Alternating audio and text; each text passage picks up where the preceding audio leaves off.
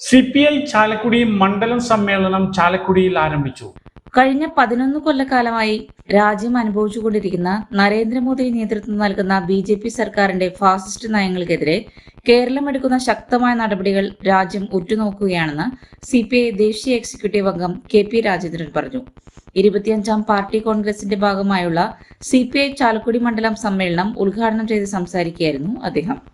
ഉദ്ഘാടന ചടങ്ങിൽ വച്ച് ചാലക്കുടി മണ്ഡലത്തിലെ കമ്മ്യൂണിസ്റ്റ് പാർട്ടിയുടെയും കർഷക തൊഴിലാളി ഫെഡറേഷൻ BKMU നേതാവുമായിരുന്ന NA ദാമോദരന്റെ സ്മരണയ്ക്കായി ഏർപ്പെടുത്തിയ പുരസ്കാരം കർഷക തൊഴിലാളി രംഗത്തെ പ്രവർത്തനം മുൻനിർത്തി കമ്മ്യൂണിസ്റ്റ് പാർട്ടിയുടെയും കർഷക തൊഴിലാളി ഫെഡറേഷന്റെയും സംസ്ഥാന നേതാവായിരുന്ന AK ചന്ദ്രന് CPI സംസ്ഥാന എക്സിക്യൂട്ടീവ് അംഗം CN ജയദേവൻ സമ്മാനിച്ചു. CN ജയദേവൻ, ജില്ലാ secretary KK Valsaraj, assistant secretary TR Ramesh Kumar, ജില്ലാ എക്സിക്യൂട്ടീവ് അംഗങ്ങളായ KG Sivanandan, VS Prince, T Pradeep Kumar, KS Jaya തുടങ്ങിയവർ സംസാരിച്ചു. അവാർഡ് തുകയായ 15,000 രൂപ BKMU സംസ്ഥാന കമ്മിറ്റി ഓഫീസ് നിർമ്മാണ ഫണ്ടിലേക്ക് കൈമാറി. BKMU ജില്ലാ സെക്രട്ടറി VS പ്രിൻസ് തുക ഏറ്റുവാങ്ങി. മുതിർന്ന പാർട്ടി അംഗം MK വിജയൻ പതാക ഉയർത്തിയതോടെ ആരംഭിച്ച സമ്മേളനത്തിൽ PM Vijayan, TR Baburaj, Biji Sadanandan, MD Praveen, MS Jayachandran തുടങ്ങിയവരടങ്ങിയ പ്രസീഡിയവും CV Jofi, MV Gangadharan, Usha Parameswaran, TV Ramakrishnan, KK Santhosh എന്നിവരടങ്ങിയ സ്റ്റിയറിംഗ് കമ്മിറ്റിയും സമ്മേളന പരിപാടികൾ നിയന്ത്രിച്ചു.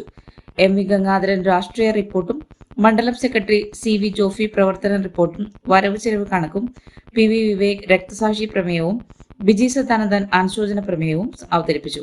സമ്മേളനം നാളെ സമാപിക്കും.